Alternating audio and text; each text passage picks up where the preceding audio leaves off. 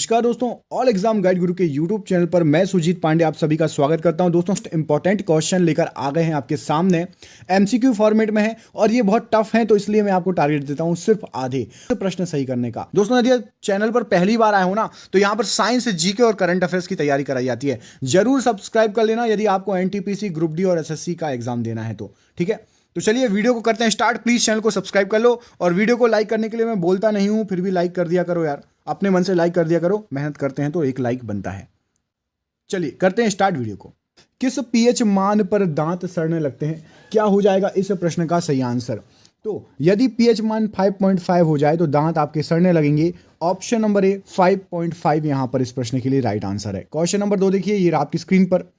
मस्तिष्क का कौन सा भाग मानव शरीर की मुद्रा और संतुलन को बनाए रखता है? तो यहां पर सही आंसर हो जाएगा मस्तिष्क का सेरिबेलम मानव शरीर की मुद्रा एवं संतुलन को बनाने का काम करता है। क्वेश्चन नंबर 3 देखिए, ये आपकी स्क्रीन पर। इसमें आपसे पूछा गया है निम्नलिखित में से कौन सा यूकैरियोटिक कोशिका की विशेषता नहीं है? तो यूकैरियोटिक कोशिका की विशेषता यहां पर सही आंसर हो जाएगा ऑप्शन नंबर आपका डी, पादप कोशिकाओं में क्लोरोप्लास्ट अनुपस्थित रहता है। ये जो है यूकैरियोटिक कोशिकाओं की विशेषता है। क्वेश्चन नंबर देखिए 4, क्रिप्टोगेम पादप क्या है? तो क्रिप्टोगेम पादप जो होता है वो फूल ना देने वाले पौधे होते हैं। फूल ना देने वाले पौधे को क्रिप्टोगेम पादप कहा जाता है। Most important question. अगला क्वेश्चन देखिए, ये आपकी स्क्रीन पर। पौधे को मिट्टी द्वारा कौन सा सूक्ष्म पोषक तत्व प्राप्त होता है? तो पौधे को मिट्टी द्वारा जिंक प्राप्त होता है। जो ऑप्शंस दिए गए हैं उसमें से जिंक प्राप्त होता है। क्वेश्चन नंबर अगला देखिए, ये आपकी स्क्रीन पर। इसमें आपसे पूछा गया है हरित क्रांति का संबंध किससे है? तो हरित क्रांति का संबंध यहां पर सही आंसर हो जाएगा आपका गेहूं के उत्पादन से है। ऑप्शन नंबर डी, गेहूं के उत्पादन से हरित क्रांति का संबंध है। अगला क्वेश्चन देखिए, ये आपकी स्क्रीन पर। निम्नलिखित में से किसने यह सुझाव दिया कि जीवन की उत्पत्ति सरल अकार्बनिक अणु से हुई होगी? तो ये जो सिद्धांत दिया था, ये सिद्धांत है आपका JBS हाल्डेन का। Option number B, JBS Haldane ने यह सिद्धांत दिया था कि जीवन की उत्पत्ति सरल अकार्बनिक अणु से हुई होगी। अगला प्रश्न देखिए, ये आपकी स्क्रीन पर। शरीर में किस हार्मोन की कमी के कारण घेंगा या गाइटर रोग हो जाता है? तो घेंगा या गाइटर रोग यहां पर सही आंसर हो जाएगा आपका थायरॉक्सिन की कमी के कारण शरीर में घेंगा, यहां ये टाइपिंग मिस्टेक है, घेंगा रोग होता है। ठीक है, घेंगा रोग थायरॉक्सिन की कमी के कारण। अगला क्वेश्चन देखिए, शेर की पूंछ जैसा मैकाक या मैकाक्यू, ठीक है, या मैकाक्यू लिख के आएगा ये, या मेकाक लिख के आएगा, ये इसको और क्या कहा जाता है? तो इसको और कहा जाता है ऑप्शन नंबर बी, बिलियर्ड लंगूर। और ये जो है आपका लुप्त प्राय प्रजाति है। ऑप्शन नंबर बी, भारत में भी पाई जाती है, लुप्त प्राय प्रजाति है शेर की पूंछ जैसा मैकाक या मैकाक्यू, या फिर बियर्ड लंगूर। बियर्ड मतलब दाढ़ी वाला लंगूर। अगला क्वेश्चन देखिए, निम्नलिखित में से कौन एक संक्रामक रोग नहीं है? तो यहां पर जो ऑप्शंस दिए गए हैं उसमें से सही आंसर हो जाएगा आपका मधुमेह, मतलब शुगर की बीमारी जो होती है वो संक्रामक रोग नहीं है। बाकी आपकी टीबी, चेचक और हैजा, ये सभी संक्रामक रोग है, एक दूसरे से फैल सकती है एक दूसरे में। ठीक है, अगला क्वेश्चन देखिए, ये रहा आपकी स्क्रीन पर। इसमें आपसे पूछा गया है मानव शरीर से नाइट्रोजनी अपशिष्ट को हटाने के लिए कौन सा अंग जिम्मेवार है? तो मानव शरीर से नाइट्रोजनी अपशिष्ट को हटाने के लिए आपका ऑप्शन नंबर गुर्दा जिम्मेवार हो जाएगा। ऑप्शन नंबर यहां पर ए, गुर्दा राइट आंसर हो जाएगा। क्वेश्चन नंबर अगला देखिए, ये आपकी स्क्रीन पर। इसमें पूछा गया है मानव श्वसन तंत्र का कौन सा हिस्सा गैसों के आदान प्रदान के लिए स्थान प्रदान करता है? तो गैसों के आदान प्रदान के लिए ऑप्शन नंबर डी सही आंसर हो जाएगा, जिसको आप बोलते हो कुपिका। ऑप्शन नंबर डी यहां पर सही आंसर हो जाएगा इस प्रश्न के लिए। अगला क्वेश्चन देखिए, ये आपकी स्क्रीन पर। गिल्टी रोग या फिर एंथ्रेक्स किस कारण से होता है? तो गिल्टी रोग या फिर एंथ्रेक्स सही आंसर हो जाएगा ऑप्शन नंबर बी, कीटाणुओं के कारण होता है गिल्टी रोग या anthrax. Option number B right answer है। अगला क्वेश्चन देखिए, ये रहा आपकी स्क्रीन पर। इसमें पूछा गया है हाइपोथैलेमस मानव शरीर के किस अंग का हिस्सा होता है? तो हाइपोथैलेमस आपका जो है मस्तिष्क का एक हिस्सा होता है। ऑप्शन नंबर डी, मस्तिष्क यहां पर इस प्रश्न के लिए राइट आंसर है। अगला क्वेश्चन देखिए, ये रहा आपकी स्क्रीन पर। इसमें पूछा गया त्वचा निम्नलिखित में से किस प्रकार की झिल्ली है?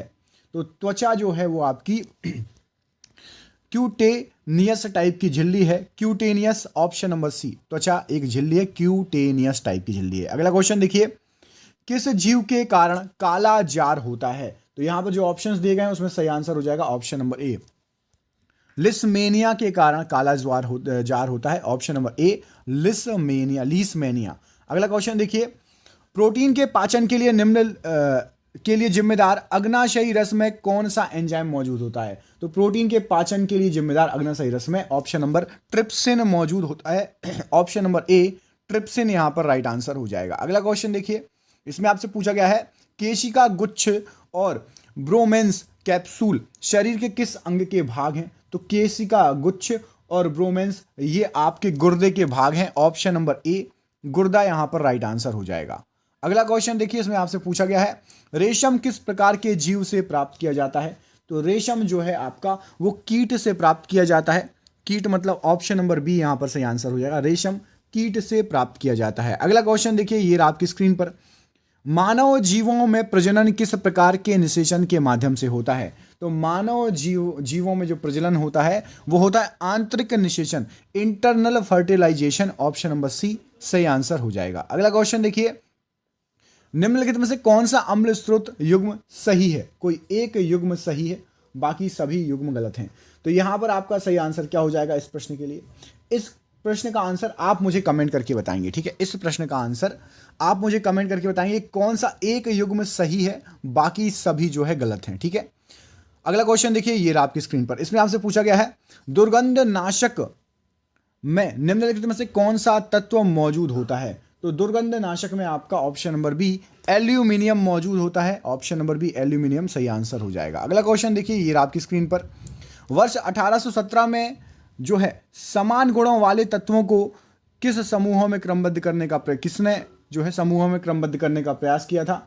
तो यहां पर सही आंसर हो जाएगा ऑप्शन नंबर ए, डॉबर्नियर ने जो है समूहबद्ध करने का प्रयास किया था, ऑप्शन नंबर ए। अगला क्वेश्चन देखिए, निम्नलिखित विकल्पों में से कौन सा धातु नहीं है? तो यहां पर आपको विकल्प क्या दिए हैं? कॉपर, सेलेनियम, टिन और आयरन। इसमें से जो धातु नहीं है वो आपका सेलेनियम एक धातु नहीं है, बाकी कॉपर, टिन और आयरन धातु है, option number B right answer हो जाएगा। अगला क्वेश्चन देख लेते हैं, ये आपकी स्क्रीन पर, सोने का प्रतीक क्या है? HG, AG, MG या AU? तो यहां पर राइट आंसर क्या हो जाएगा? ऑप्शन नंबर डी, AU सोने का प्रतीक है, ऑप्शन नंबर डी यहां पर AU राइट आंसर हो जाएगा। अगला क्वेश्चन देख लेते हैं, निम्नलिखित में से कौन सा आयन जल के खारेपन के लिए जिम्मेवार है? तो जल के खारेपन के लिए जिम्मेवार जो आयन है उसमें आपका कैल्शियम आता है और मैग्नीशियम आयन आता है, तो ऑप्शन नंबर ए, कैल्शियम और मैग्नीशियम आयन खारेपन के लिए जिम्मेवार है। अगला क्वेश्चन देखिए, निम्नलिखित में से कौन सी गैस खाद्य उत्पाद में दुर्गंध का कारण बनती है?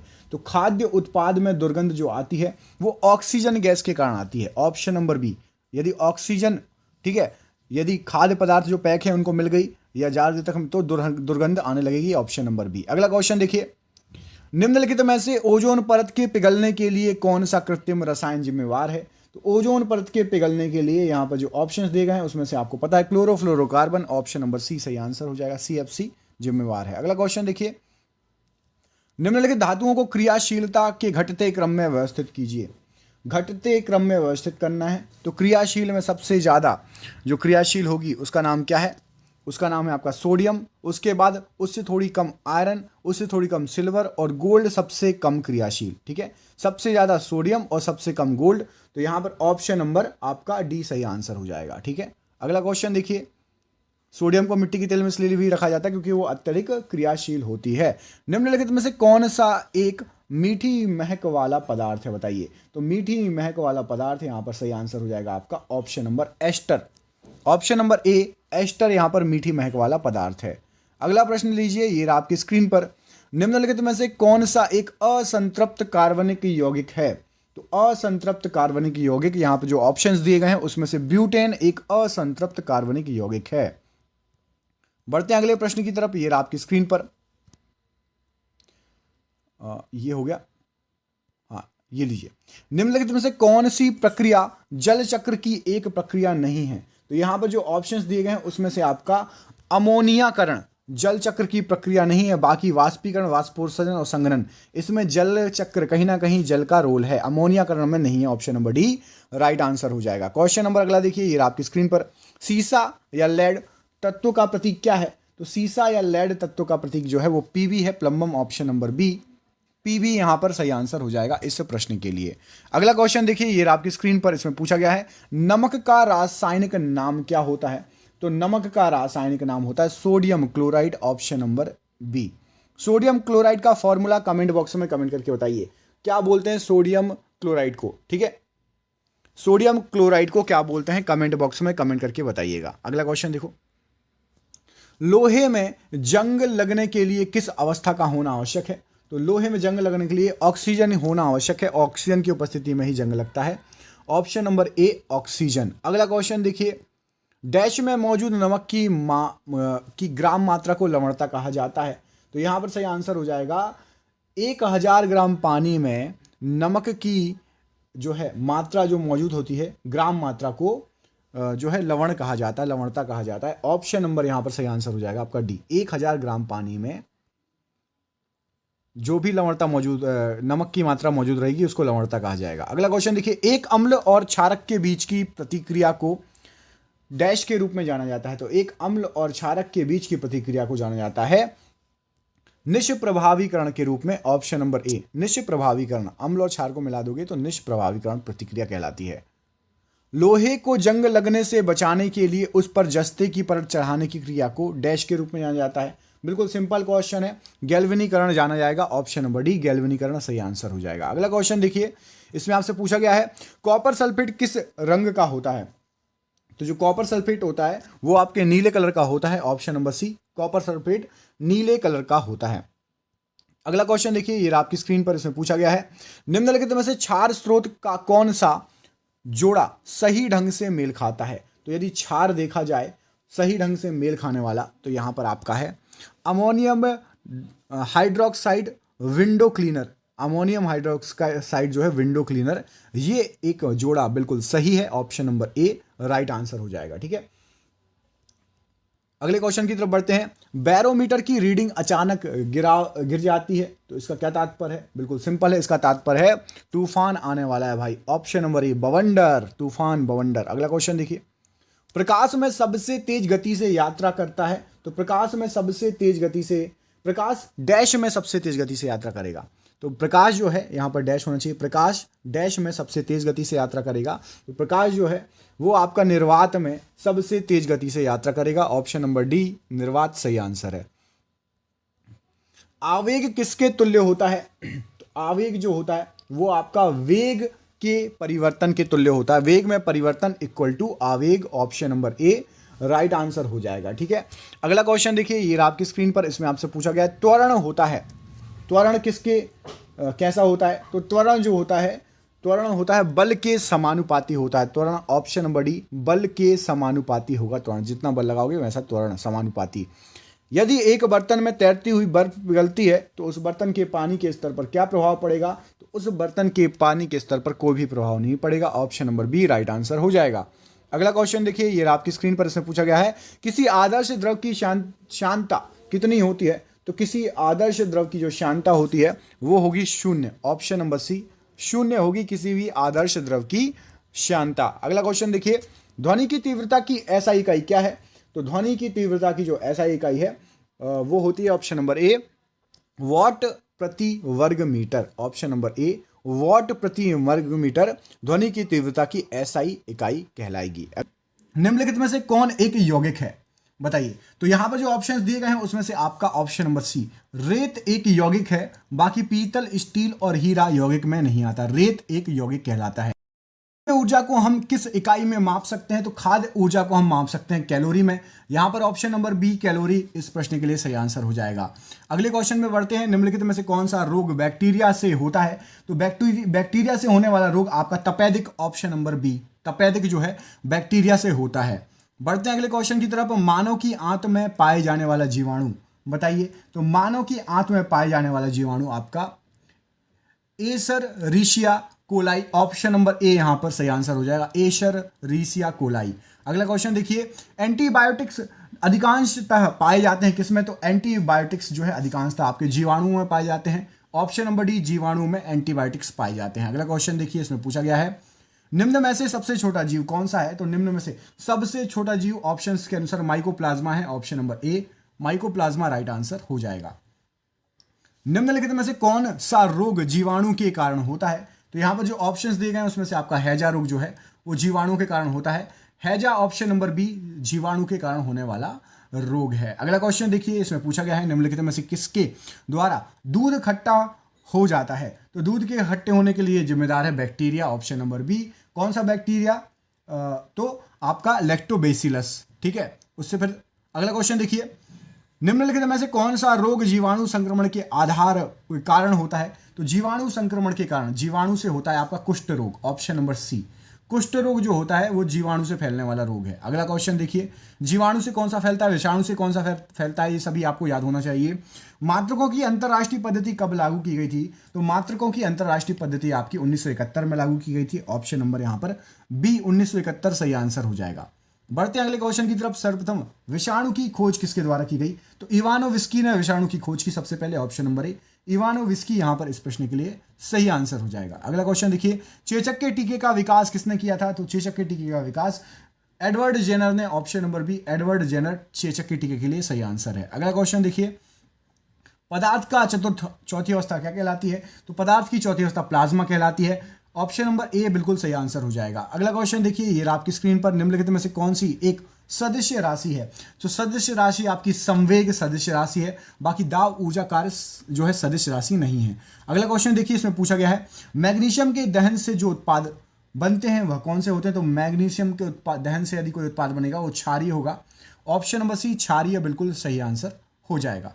अगले क्वेश्चन में पूछा गया है दूध से दही के रूप में जमने का कारण क्या है, तो दूध से दही के रूप में जमने का कारण लैक्टोबैसिलस, आपको बता चुका हूं। ऑप्शन नंबर ए यहां पर इस प्रश्न के लिए सही आंसर हो जाएगा। अगला क्वेश्चन देखिए, निम्न में से कौन स्वपोषी होता है, तो यहां पर जो ऑप्शंस दिए गए हैं उसके हिसाब से शैवाल आपका स्वपोषी होता है।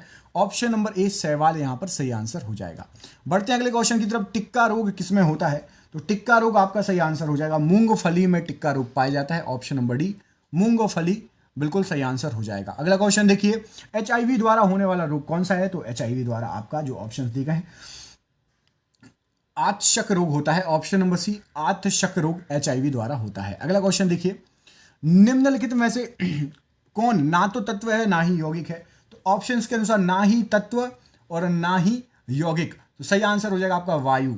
ना ही तत्व है ना ही यौगिक है, ऑप्शन नंबर सी वायु सही आंसर है। अगला क्वेश्चन देखिए, निम्नलिखित में से कौन सा रोग विषाणु के कारण होता है, तो यहां पर जो रोग दिए गए हैं उसमें से आपका चेचक विषाणु के कारण होता है। ऑप्शन नंबर सी चेचक राइट आंसर हो जाएगा। बढ़ते हैं अगले क्वेश्चन की तरफ, सोडियम लिथियम कैल्शियम और निकेल में से किस धातु को चाकू से काटा जा सकता है, तो यहां पर जो आपको धातुएं दी गई हैं उसमें से सोडियम को चाकू से काटा जा सकता है। सोडियम को मिट्टी के तेल में भी रखा जाता है, आप सभी को पता होगा। अगला क्वेश्चन देखिए, विरंजक चूर्ण क्या है, तो विरंजक चूर्ण यहां पर सही आंसर हो जाएगा, यह एक यौगिक कहलाता है। ऑप्शन नंबर बी विरंजक चूर्ण आपका एक यौगिक है। ऑप्शन नंबर बी यहां पर इस प्रश्न के लिए सही आंसर हो जाएगा।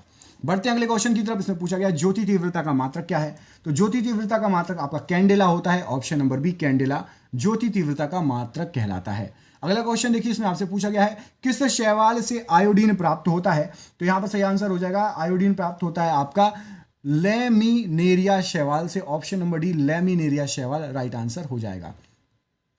हाइड्रोफोबिया रोग उत्पन्न होता है, तो हाइड्रोफोबिया रोग आपका विषाणु से उत्पन्न होता है। ऑप्शन नंबर ए विषाणु राइट आंसर हो जाएगा हाइड्रोफोबिया रोग के लिए। अगला क्वेश्चन देखिए, इसमें आपसे पूछा गया है निम्नलिखित में से किसमें एंजाइम नहीं होते हैं, तो यहां पर जो ऑप्शंस दिए गए हैं उसमें से आपके विषाणु में एंजाइम नहीं होंगे। ऑप्शन नंबर ए विषाणु में एंजाइम नहीं पाया जाता है। अगला क्वेश्चन देखिए, कुत्ते के काटने से जिस विषाणु के द्वारा घात रोग उत्पन्न होता है क्या कहलाता है, तो कुत्ते के काटने से आपका हाइड्रोफोबिया। ऑप्शन नंबर डी यहां पर हाइड्रोफोबिया राइट आंसर हो जाएगा। जो जीवाणु आकार में सबसे छोटे होते हैं उनको क्या कहा जाता है, तो जो जीवाणु आकार में सबसे छोटे होते हैं उनको कहा जाता है गोलाणु। ऑप्शन नंबर बी गोलाणु होते हैं आकार में सबसे छोटे। अगला क्वेश्चन देखिए, इसमें आपसे पूछा गया है जीवाणुओं की साधारण आकृति क्या होती है, तो जीवाणुओं की साधारण मोस्टली आकृति जो होती है छड़ी रूप होती है। Rod shaped bacteria, mostly bacteria कैसे होते हैं रॉड शेप्ड, जैसे कि लैक्टोबैसिलस है ना, दही में जो पाया जाता है वो भी रॉड शेप्ड बैक्टीरिया कहलाता है। अगला क्वेश्चन देखिए, जिन पौधे पर बीज बनते हैं किंतु पुष्प नहीं लगते क्या कहलाते हैं? तो जिन पौधे पर बीज बनते हैं पुष्प नहीं लगते उनको अनावृत बीजी पौधे कहा जाता है। ऑप्शन नंबर डी यहां पर सही आंसर हो जाएगा। बढ़ते हैं अगले क्वेश्चन की तरफ। जीवाणु की खोज सर्वप्रथम किसने की थी? तो जीवाणु की खोज सर्वप्रथम ल्यूवेनहॉक ने की थी। ऑप्शन नंबर सी ल्यूवेनहॉक यहां पर इस प्रश्न के लिए राइट आंसर हो जाएगा। बढ़ते हैं अगले क्वेश्चन की तरफ। द्विनाम पद्धति के प्रतिपालक कौन है? तो द्विनाम पद्धति जो दी गई है वो दी गई है यहां पर ऑप्शन में से आपका ल्यूवेनहॉक सही, माफ कीजिएगा, Linnaeus. Option number C Linnaeus बिल्कुल सही आंसर हो जाएगा द्विनाम पद्धति के लिए। अगला क्वेश्चन देखिए, विद्युत मात्रा की इकाई क्या है? तो विद्युत मात्रा की इकाई आपकी एम्पियर हो जाएगी। एम्पियर विद्युत मात्रा की इकाई है। Option number C right answer हो जाएगा। अगला क्वेश्चन देखिए, खाद्य पदार्थों का पौधे में स्थानांतरण का मुख्य रूप कौन सा होता है? तो खाद्य पदार्थों का पौधे में स्थानांतरण का मुख्य रूप सुक्रोज। ऑप्शन नंबर सी यहां पर सुक्रोज राइट आंसर हो जाएगा। बढ़ते हैं अगले क्वेश्चन की तरफ। इसमें पूछा गया मानव शरीर में कौन सी संरचना से अपेंडिक्स जुड़ा होता है? तो अपेंडिक्स किससे जुड़ा होता है? सही आंसर हो जाएगा, बड़ी आंत से जुड़ा होता है अपेंडिक्स। ऑप्शन नंबर ए बड़ी आंत यहां पर राइट आंसर हो जाएगा। बढ़ते हैं अगले क्वेश्चन की तरफ। इसमें आपसे पूछा गया है फलों के अध्ययन को क्या कहा जाता है? तो फलों के अध्ययन को पोमोलॉजी कहा जाता है। ऑप्शन नंबर बी पोमोलॉजी यहां पर इस प्रश्न के लिए राइट आंसर हो जाएगा। क्वेश्चन नेक्स्ट देखिए, साबूदाना किससे बनाया जाता है? तो साबूदाना बनता है साइकस से। Option number D. ये सभी क्वेश्चन आपने कहीं ना कहीं देखे होंगे क्योंकि ये बार बार 30 साल से पूछे जा रहे हैं, इसलिए सभी क्वेश्चन को लगाना है। कोशिश करिए आपसे 50-60% क्वेश्चन सही जाएं। विद्युत चुंबकीय प्रेरण की खोज किसने की है? तो विद्युत चुंबकीय प्रेरण की खोज फैराडे ने की है। ऑप्शन नंबर सी फैराडे यहां पर सही आंसर हो जाएगा इस प्रश्न के लिए। विषाणु वृद्धि करता है किसमें? तो विषाणु जो है वो जीवित कोशिका में वृद्धि करता है। ऑप्शन नंबर ए जीवित कोशिका बिल्कुल राइट आंसर हो जाएगा। बढ़ते हैं अगले क्वेश्चन की तरफ। इसमें पूछा गया है साइनोकोबालमिन क्या है? तो साइनोकोबालमिन आपका विटामिन B12 कहलाता है। Option number D vitamin B12 cyanocobalamin. अगले क्वेश्चन पर बढ़ते हैं। आयनिक यौगिक के गलनांक एवं क्वथनांक कैसे होते हैं? तो आयनिक यौगिक के गलनांक और क्वथनांक दोनों उच्च होते हैं। ऑप्शन नंबर बी यहां पर उच्च गलनांक उच्च क्वथनांक राइट आंसर है। अगला क्वेश्चन देखिए, विद्युत चुंबक बनाने के लिए प्रायः किस पदार्थ की छड़ का उपयोग किया जाता है? तो विद्युत चुंबक बनाने के लिए नरम लोहा जो है सॉफ्ट आयरन का प्रयोग किया जाता है। Option number B right answer हो जाएगा। सूक्ष्म जीव मिलते हैं, तो सूक्ष्म जीव जो है आपके वो आपके रेतीली मिट्टी में, लवणयुक्त पानी में, दलदल भूमि में, सभी में मिलते हैं। ऑप्शन नंबर डी सही आंसर है, सभी में। निम्न में से किस धातु को चाकू से काटा जा सकता है? तो चाकू से आपका सोडियम को काटा जा सकता है। Option number C sodium right answer हो जाएगा। चाकू से आसानी से कट जाता है। डेंड्रोलॉजी का संबंध किससे है? तो डेंड्रोलॉजी का संबंध आपका सही आंसर हो जाएगा झाड़ियों के अध्ययन से। ऑप्शन नंबर सी यहां पर इस प्रश्न के लिए सही आंसर। जलोढ़ मृदाएं भारत के कुल कितने क्षेत्रफल प्रतिशत में फैली हुई हैं? तो जलोढ़ मृदाएं फैली हुई हैं आपके, ऑप्शन नंबर यहां पर सही आंसर हो जाएगा 40% भूभाग में। हिमालय पर्वत श्रृंखला भारत के कितने राज्य में है? तो जो हिमालय पर्वत है वो भारत के 10 राज्यों से होकर गुजरती है।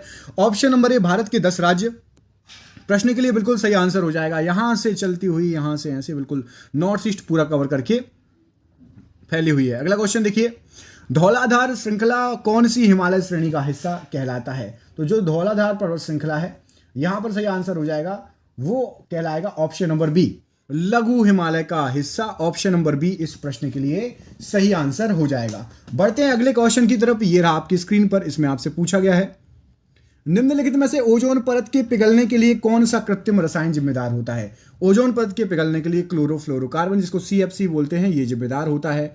बढ़ते अगले क्वेश्चन की तरफ। गुरु घासीदास राष्ट्रीय उद्यान किस राज्य में स्थित है? तो गुरु घासीदास राष्ट्रीय उद्यान जो है वो आपका छत्तीसगढ़ में स्थित है। यहां पर ऑप्शन नंबर ए छत्तीसगढ़ बिल्कुल सही आंसर हो जाएगा। अगला क्वेश्चन देखिए, निम्नलिखित में से कौन सा राज्य भारत में क्रोमाइट का मुख्य उत्पादक राज्य है? तो क्रोमाइट का मुख्य उत्पादक राज्य सही आंसर हो जाएगा उड़ीसा है। ऑप्शन नंबर सी उड़ीसा इस प्रश्न के लिए सही आंसर हो जाएगा। बढ़ते हैं अगले क्वेश्चन की तरफ। भारत में पंचवर्षीय योजना किस वर्ष से शुरू की गई थी? तो भारत की जो पंचवर्षीय योजना है वो शुरू की गई थी आपकी, सही आंसर हो जाएगा यहां पर ऑप्शन नंबर ए 1951 में। पहली पंचवर्षीय योजना 1951 से चालू हो गई थी। अगला क्वेश्चन देखिए, निम्नलिखित में से कौन सा युग्म सही है? यहां पर जो आपको ऑप्शन दिए गए हैं उसमें से ग्रेट हिमालयन राष्ट्रीय उद्यान हिमाचल प्रदेश में है, केवल यही सही है, बाकी सभी युग्मज या युग्म आपके गलत हैं। क्वेश्चन नंबर अगला देखिए, गुरु शिखर निम्नलिखित पर्वत श्रृंखलाओं में से किसका सर्वोच्च शिखर है? तो गुरु शिखर जो पर्वत श्रृंखला है वो आपका अरावली पर्वतमाला का सबसे बड़ा जो है उच्च शिखर है, सर्वोच्च शिखर है अरावली। आपको बताना है अरावली पर्वतमाला कौन सी पर्वतमाला है। नवीन वलित पर्वत है अरावली या फिर अवशिष्ट पर्वत का उदाहरण है। अरावली किस पर्वत का उदाहरण है? नवीन वलित पर्वत का या फिर अवशिष्ट पर्वत का। निम्नलिखित में से किस नदी का उद्गम मध्य प्रदेश से होता है? तो मध्य प्रदेश से यहां पर जो ऑप्शंस दिए गए हैं उसमें से आपका ऑप्शन नंबर ए ताप्ती नदी का उद्गम होता है। ताप्ती के अलावा नर्मदा नदी भी निकलती है मध्य प्रदेश से, और मुख्य नदियों में दूसरी नदी है सोन नदी, ये भी मध्य प्रदेश से निकलती हैं। चंबल नदी भी मध्य प्रदेश से निकलती है। अगला क्वेश्चन देखिए, निम्नलिखित में से पूर्वी घाट की सबसे ऊंची चोटी कौन सी है? तो पूर्वी घाट की सबसे ऊंची चोटी, सही आंसर हो जाएगा महेंद्रगिरी, ऑप्शन नंबर सी इस प्रश्न के लिए सही आंसर है। अगले प्रश्न में पूछा गया निम्नलिखित में से किस नदी पर नागार्जुन सागर बांध स्थित है? तो नागार्जुन सागर बांध यहां पर सही आंसर हो जाएगा आपका इस प्रश्न के लिए, question number 39, option number D Krishna नदी पर स्थित है नागार्जुन सागर बांध। क्वेश्चन नंबर अगला देखिए, ये आपकी स्क्रीन पर, इसमें आपसे पूछा गया है भारत के निम्नलिखित में से किस राज्य में सबसे लंबी तटरेखा है? तो भारत की सबसे लंबी तटरेखा जो ऑप्शंस दिए गए हैं उसके अनुसार गुजरात से है। गुजरात बिल्कुल राइट आंसर हो जाएगा। कमेंट करके सबसे छोटी तटरेखा बताइए कमेंट बॉक्स में, भारत की सबसे छोटी तटरेखा किस राज्य के साथ है। निम्नलिखित में से कौन सी नदी पूर्व दिशा में बहने वाली नदी नहीं है? तो यहां पर आपको जो ऑप्शंस दिए गए हैं उसमें से सही आंसर है आपका ऑप्शन नंबर सी, माही नदी पूर्व में बहने वाली नदी नहीं है। अगला क्वेश्चन देखिए, अधिक ऊंचाई पर उड़ने वाले हवाई जहाज में स्याही वाले पेन लीक क्यों हो जाते हैं बताइए। तो अधिक ऊंचाई पर उड़ने वाले जहाज में स्याही के पेन इसलिए लीक हो जाते हैं क्योंकि पेन के बाहर कम वायुमंडलीय दबाव होने के कारण लीक होने लगते हैं। Option number D right answer हो जाएगा। अगला क्वेश्चन देखिए, हवा के वेग को मापने के यंत्र को कहा जाता है? तो हवा के वेग को मापने के यंत्र को एनीमोमीटर कहा जाता है। Option number B anemometer right answer हो जाएगा। बढ़ते हैं अगले प्रश्न की तरफ। इसमें पूछा गया घूर्णन गति के दो प्रकार कौन से हैं? तो घूर्णन गति के जो दो प्रकार होते हैं, पहला होता है आपका स्पिन, ठीक है, और दूसरा होता है कक्षीय। जैसे पृथ्वी अपनी इस कक्षीय चाल पे घूमती रहती, गोल गोल घूमती रहती है, और साथ ही साथ सूरज के चक्कर लगाती रहती है। तो घूर्णन गति के दो प्रकार स्पिन और कक्षीय गति राइट आंसर हो जाएगा। अगला क्वेश्चन देखो, डैश बल के अनुप्रयोग के बिंदु और रोटेशन की धुरी के बीच सीधी दूरी को क्या कहा जाता है? तो यहां पर सही आंसर हो जाएगा इस प्रश्न के लिए क्या, ऑप्शन नंबर आपका ए, आघूर्ण भुजा बल के अनुप्रयोग के बिंदु और रोटेशन की दूरी के बीच की दूरी को सीधी दूरी कहा जाता है। किसके? आघूर्ण भुजा, ऑप्शन नंबर ए आघूर्ण भुजा बल। अगला क्वेश्चन देखिए, ये आपकी स्क्रीन पर, इसमें आपसे पूछा गया है पृथ्वी की सतह से 2r की दूरी पर गुरुत्वाकर्षण के कारण त्वरण का मान होता है जहां r पृथ्वी की त्रिज्या है। यदि पृथ्वी की त्रिज्या r है तो 2r दूरी पर गुरुत्वाकर्षण का मान पूछा है, तो 2r दूरी पर गुरुत्वाकर्षण g/9 हो जाएगा। मतलब ऑप्शन नंबर सी यहां पर सही आंसर हो जाएगा इस प्रश्न के लिए। अगला क्वेश्चन देखिए, किस भौतिक मात्रा की इकाई पास्कल नहीं है? बताइए किसकी इकाई पास्कल नहीं है? ये क्वेश्चन थोड़ा हटके है, तो आपको बता दें यंग का मापक, इसकी भी पास्कल है। तनाव, दबाव, जड़त्व आघूर्ण की पास्कल नहीं है। ऑप्शन नंबर ए जड़त्व आघूर्ण की पास्कल यूनिट नहीं है। अगला क्वेश्चन देखिए, पृथ्वी के केंद्र से 2r की ऊंचाई पर स्थित किसी व्यक्ति का वजन डैश है जहां r पृथ्वी की त्रिज्या है, कितनी होगी बताइए। पृथ्वी के केंद्र से आप मतलब 2r की ऊंचाई पर कोई व्यक्ति खड़ा हो तो उसका वजन कितना हो जाएगा? तो उसका जो वजन है वो 1/4 हो जाएगा। ऑप्शन नंबर डी 1/4 वजन हो जाएगा, सही आंसर है। अगला क्वेश्चन देखिए, हम दूध का विशिष्ट गुरुत्व कैसे मापेंगे? तो दूध का विशिष्ट गुरुत्व जो मापना है उसके लिए आपके पास होना चाहिए हाइड्रोमीटर। हाइड्रोमीटर की सहायता से आप दूध का विशिष्ट गुरुत्व माप सकते हैं। ये रहा आपका अगला क्वेश्चन। क्वांटम सिद्धांत के नींव की स्थापना किसने की? तो क्वांटम सिद्धांत के नींव की स्थापना ऑप्शन नंबर ए मैक्स प्लांक ने की, या मैक्स प्लैंक भी बोल सकते हैं। ऑप्शन नंबर ए राइट आंसर है। अगला क्वेश्चन देखिए, इसमें पूछा गया है यदि गति में रहते हुए घूर्णन की धुरी किसी वस्तु में से होकर गुजरती है तो उस गति को क्या कहते हैं? तो गति में रहते हुए घूर्णन की धुरी किसी वस्तु में से यदि होकर गुजरेगी तो उसको कहेंगे आप घुमाव गति। ऑप्शन नंबर सी घुमाव गति यहाँ पर सही आंसर हो जाएगा। CHSL 2016 का ये क्वेश्चन है। अगला क्वेश्चन देखिए, ये आपकी स्क्रीन पर, वायुमंडलीय दबाव को किसके द्वारा मापा जाता है? तो वायुमंडलीय दबाव को मापा जाता है बैरोमीटर के द्वारा। ऑप्शन नंबर ए बैरोमीटर यहाँ पर इस प्रश्न के लिए सही आंसर हो जाएगा। अगला क्वेश्चन देखिए, वर्षा मापने के यंत्र को क्या कहा जाता है? तो वर्षा मापने के यंत्र को कहा जाता है हाइएटोमीटर। ऑप्शन नंबर सी, हाइएटोमीटर से वर्षा मापी जाती है, कितनी वर्षा हुई है। अगला क्वेश्चन देखिए, ये थोड़ा न्यूमेरिकल क्वेश्चन है। एक वस्तु को एक निश्चित ऊंचाई से मुक्त रूप से गिराने पर 1 सेकंड में जमीन पर पहुंच जाती है। जमीन के साथ टकराने पर उसका वेग कितना होगा? तो जब वो जमीन के साथ टकराएगी तो उसका जो वेग होगा वो होगा आपका ऑप्शन नंबर बी 9.8 मीटर प्रति second. Option number B 9.8 metre प्रति सेकंड। और ये रहा आज का आपका आखिरी क्वेश्चन। तो इस प्रश्न का आंसर आपको कमेंट बॉक्स में कमेंट करके देना है। यदि गति में रहते हुए घूर्णन की धुरी वस्तु में से होकर नहीं गुजरती तो उस गति को क्या कहा जाता है? समझ रहे क्वेश्चन को? यदि गति में रहते हुए घूर्णन की धुरी वस्तु में से होकर नहीं गुजरती है तो उस गति को क्या कहा जाता है? क्वेश्चन थोड़ा टेढ़ा है लेकिन एग्जाम में आया हुआ क्वेश्चन है। आंसर दीजिए। मिलते हैं आपसे अगले वीडियो में, तब तक के लिए अपना ख्याल रखिए। हमारे चैनल पर और भी वीडियो हैं तो प्लीज़ चैनल को सब्सक्राइब करके जो है और बाकी वीडियो भी जरूर चेक करिएगा। बहुत बहुत धन्यवाद दोस्तों, आपका दिन शुभ हो। बहुत बहुत धन्यवाद।